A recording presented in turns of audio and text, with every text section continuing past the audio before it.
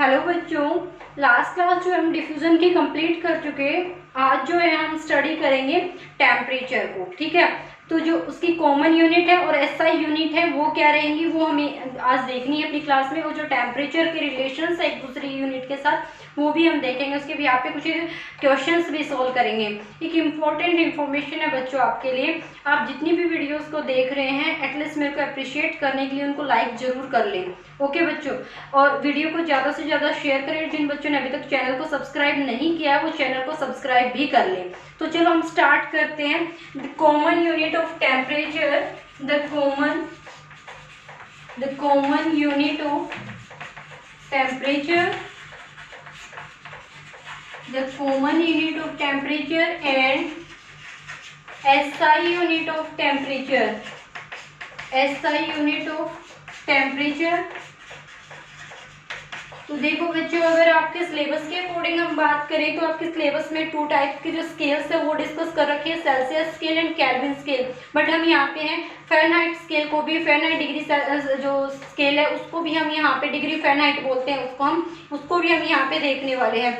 तो बच्चों कि आपको जो है कंसंट्रेट करके कंप्लीट वीडियो को देखना। सबसे पहले मैं आपको डिग्री सेल्सियस बता रही हूँ, देन केल्विन, और सबसे लास्ट में मैं आपको डिग्री फ़ारेनहाइट बताने जा रही हूँ। ठीक है, तो देखिए जो आपके कॉमन यूनिट ऑफ टेम्परेचर है वो जनरली हम बात करते हैं बच्चों या तो सेल्सियस स्केल पे बात कर लेते हैं, या फिर केल्विन स्केल पे बात करते हैं, या फिर अभी मैंने बताया डिग्री फ़ारेनहाइट पे। ठीक है, ये जो है कुछ एक टेम्परेचर के स्केल है जिन पे हम बात करते हैं, टेम्परेचर को मेजर करते हैं इन स्केल्स पे कि कितना टेम्परेचर है केल्विन में, कितना है डिग्री सेल्सियस में, और कितना है हमारा फ़ारेनहाइट स्केल्स पे। ठीक है बच्चों, तो देखो टेम्परेचर का मीनिंग क्या होता है। टेम्परेचर जो है टेम्पर वर्ड से बना है। टेम्पर का मीनिंग होता है कि जो है एग्रेसिव हो जाना। ठीक है, एग्रेसिव हो जाना। जब भी आपने देखा होगा जब भी हम एग्रेसिव होते हैं, हमें गुस्सा आता है तो हमारा जो टेम्परेचर है वो बढ़ जाता है। क्लियर हो रहा है, जिसको हम ये भी बोल देते हैं कि जो है आपका ब्लड प्रेशर हाई हो गया है। किस वजह से? क्योंकि आपका टेम्पर हाई गया है। ठीक है, अगर आपको बुखार होता है तब भी आप उसको बुखार को जो है क्या बोलते हैं कि आज जो है मेरे को टेम्पर हाई हो रखा मेरी बॉडी का, तो वो टेम्परेचर क्या है, आपको जो है हीटिंग बढ़ जाना। ठीक है, अब वो जो हीटिंग है कितनी बढ़ती है उसको हम किस फॉर्म में देखते हैं, या तो आप उसको जो मेज़र कर लेते हैं डिग्री सेल्सियस में, या फिर आप करते हैं केल्विन में, या फिर आप करते हैं डिग्री फ़ारेनहाइट स्केल पे। ठीक है, इन तीनों में से हम किसी पे भी उसको देख सकते हैं। इनको आपस में भी रिलेशन होते हैं वो भी देखते हैं। तो देखो, अगर आप डिग्री सेल्सियस स्केल की बात करें बच्चों तो एंडर सेल्सियस जो है एक आपके जो है साइंटिस्ट रहे हैं, उन्होंने आपको ये स्केल दिया है किसका? डिग्री सेल्सियस का। बच्चों किसका दिया है? डिग्री सेल्सियस जो स्केल है वो एंडर सेल्सियस ने दिया है बच्चों। ठीक है, अब देखो अगर हम केल्विन स्केल की बात करते हैं तो लॉर्ड विलियम थॉमसन इन्होंने जो है हमें केल्विन स्केल दिया है। ठीक है, और फ़ारेनहाइट ने हमें फ़ारेनहाइट ही दिया है। फ़ारेनहाइट जो थे उन्होंने हमें फ़ारेनहाइट स्केल दिया है। क्लियर बच्चों, तो ये हमारी जो है तीनों ही इंपॉर्टेंट स्केल है, आपस में तीनों के रिलेशन भी हैं। आपसे जो क्वेश्चन पूछा जाता है बच्चों वो क्या पूछा जाता है? डिग्री से केल्विन में या डिग्री से फ़ारेनहाइट में कन्वर्ट करने के लिए पूछा जाता है। ठीक है, चलो तो स्टार्ट कर लेते हैं डिग्री सेल्सियस से। ओके बच्चों, तो देखिए बच्चों, the common unit of temperature, the common unit of temperature for measuring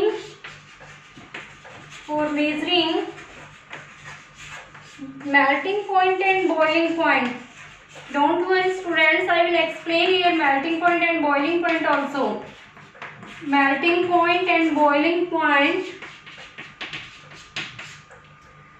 The common unit of temperature for measuring melting point and boiling point is degree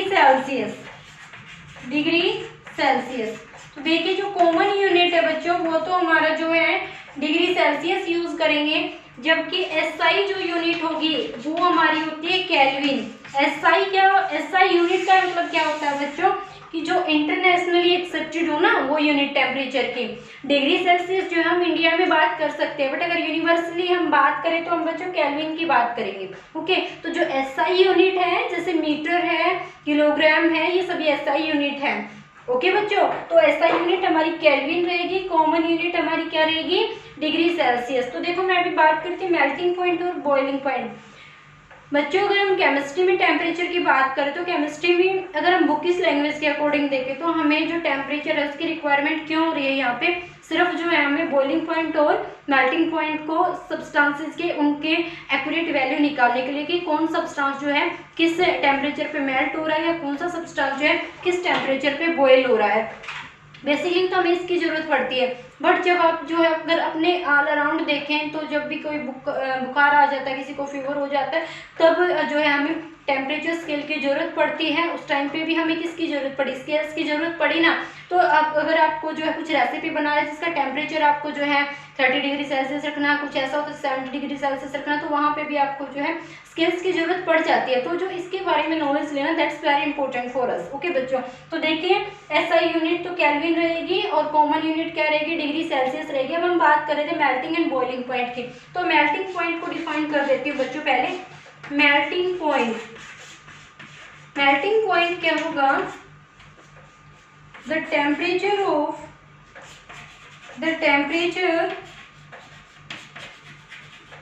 a substance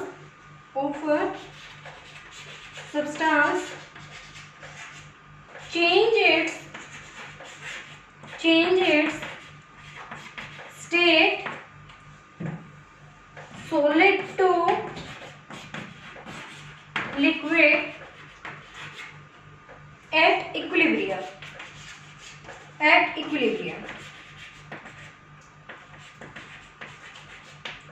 देखो बच्चों melting point किसी भी substance का वो होगा जब उसकी state जो है इक्विलिब्रियम में एग्जिस्ट करे, यानी कि सॉलिड स्टेट और से जब वो लिक्विड स्टेट में जा रहा है उस टाइम पे जो उसका एक कांस्टेंट टेम्परेचर है उसको हम क्या बोल देते हैं, मेल्टिंग पॉइंट। क्लियर है बच्चों।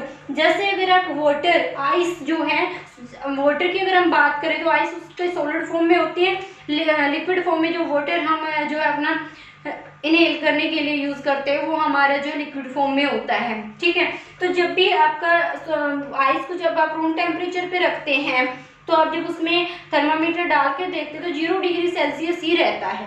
क्लियर है बच्चों, वो 0 डिग्री सेल्सियस उसका क्या है, मेल्टिंग पॉइंट है बच्चों। क्या रहेगा, मेल्टिंग पॉइंट। कहाँ पे है वो, इक्विलिब्रियम में। अगर आप आइस को देख रहे हैं तब भी 0 डिग्री है, अगर आपने लिक्विड फॉर्म में देखा तब भी क्या है, 0 डिग्री है।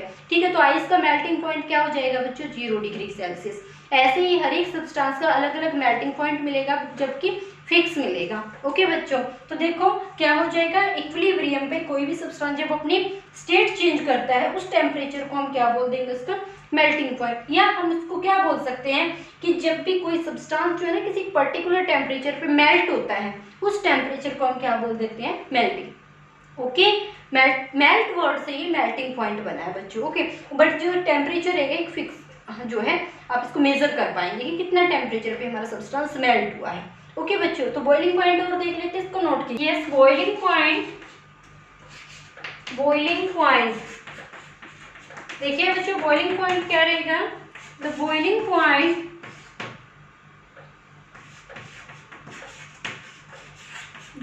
Point of a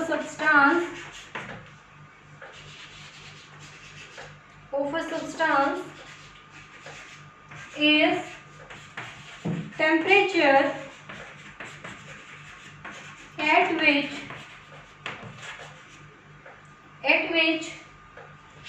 change its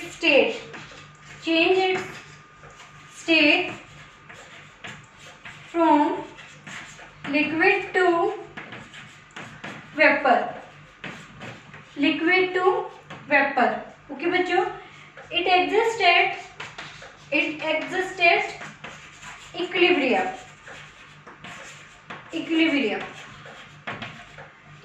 बच्चों देखो वो होता है एक ऐसा कांस्टेंट टेम्परेचर होगा कि उसी टेम्परेचर पे तो वो लिक्विड फॉर्म में एग्जिस्ट कर रहा है और उसी टेम्परेचर पे वो गैसियस फॉर्म में भी एग्जिस्ट कर रहा है। ठीक है, जैसे अगर हम वाटर का बॉइलिंग पॉइंट की बात करें बच्चों तो 100 डिग्री सेल्सियस होता है। जब आप वाटर को बॉईल करते हैं तो वहाँ पे उसमें से जो वेपर्स कन्वर्ट होने स्टार्ट होते हैं वो तब होते हैं जब वो 100 डिग्री सेल्सियस टेम्परेचर को अचीव कर जाता है।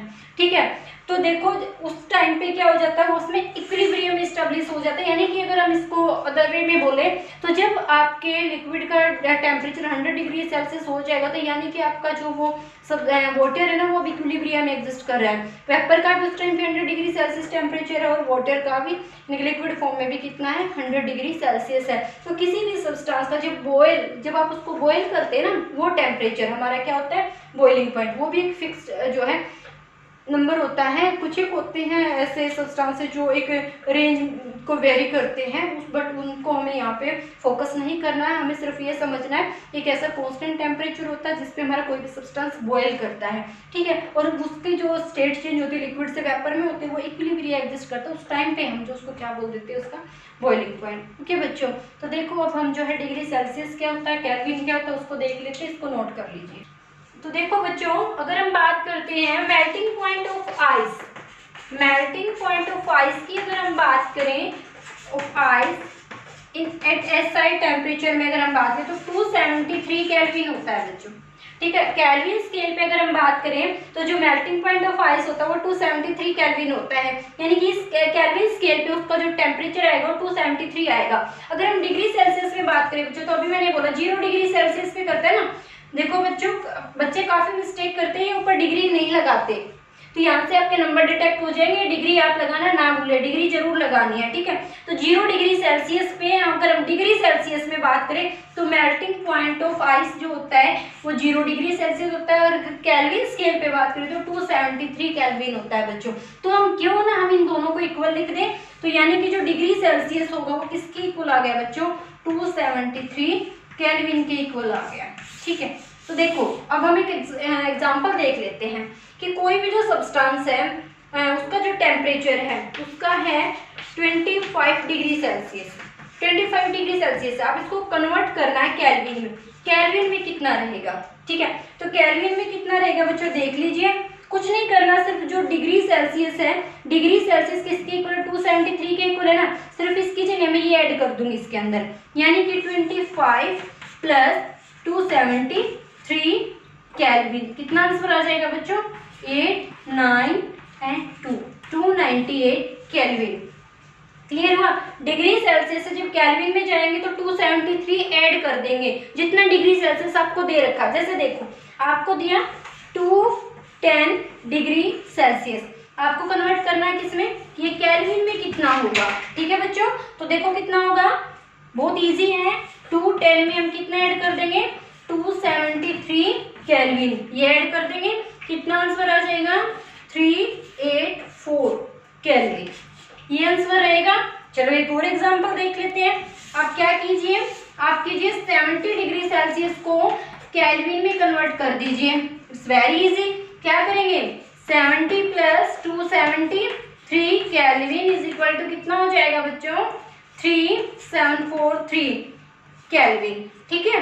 तो ये आंसर आ जाएगा इसका, काफी इजी है ना। तो अभी तो देखो हमने डिग्री सेल्सियस से केल्विन में गए, अब हम एक बार केल्विन से डिग्री सेल्सियस में और देख लेते हैं कैसे आएंगे, इसको नोट कीजिए। देखो बच्चों क्या फॉर्मूला बना हमारे पास, temperature of Kelvin scale, Kelvin scale is equal to temperature of degree Celsius scale plus 273, ये रिलेशन बन गया बच्चों, ठीक है।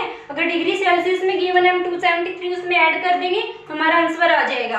अब देखो मैं अगर यहाँ पे ये बोलती हूँ कि आपको जो है ये दे रखा है 596 केल्विन दे रखा है, और आपसे ये डिग्री सेल्सियस पूछ रहा है, डिग्री सेल्सियस आपसे आंसर दे रहा है, और हमारा फॉर्मूला क्या है बच्चों, ये है, ठीक है।